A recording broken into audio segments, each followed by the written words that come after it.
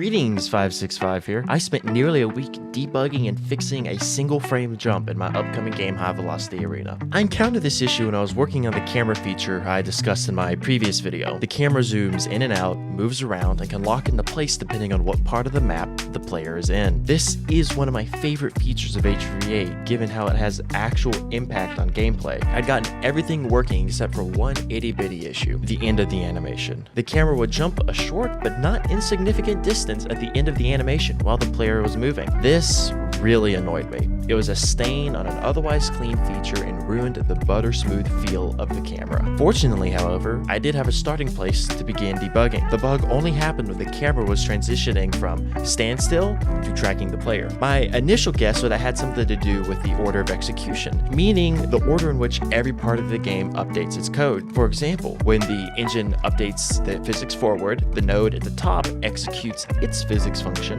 then the node below that executes its physics function, and the node below that one executes its, and so on. In the end, it did have to do with execution order, just not in the way I assumed. A bit of context is needed to understand this issue. Every moving part in High Velocity Arena has a visual component and a physics component. The physics component is consistent and updates exactly 60 times per every second. This visual component updates as fast as the monitor does, or to whatever frame rate the user specifies in the settings. There is the downside that the visuals lag behind the physics body by a single frame, but I've agonized over the pros and cons of this behavior for a very long time. Don't try to convince me in the comments that some alternative setup will work better, because chances are I've tried it. Anyways, I figured the smoothing behavior somehow screwed with the animation. It was an easy test. I just removed all smoothing functionality, booted up the game, triggered the animation. The camera still jumped. Somewhere along the way, I figured out that I can set the values of the animation in such a way that it continues to run while appearing to have already completed. The animation needs a value between 0 and 1, so if I crank up the final number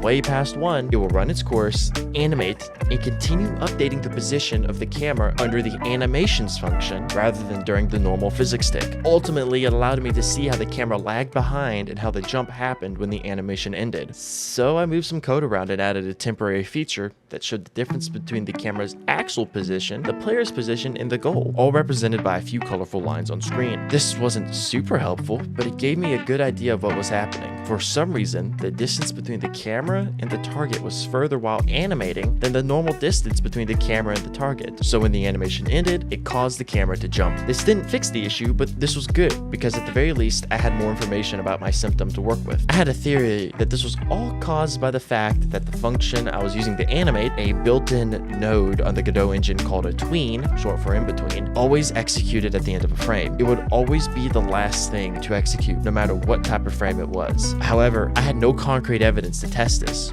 All I knew was that for some reason, the tween caused the camera to lag farther behind than it should. If this is what caused the delay, then manipulating the frame that the tween runs on should fix it.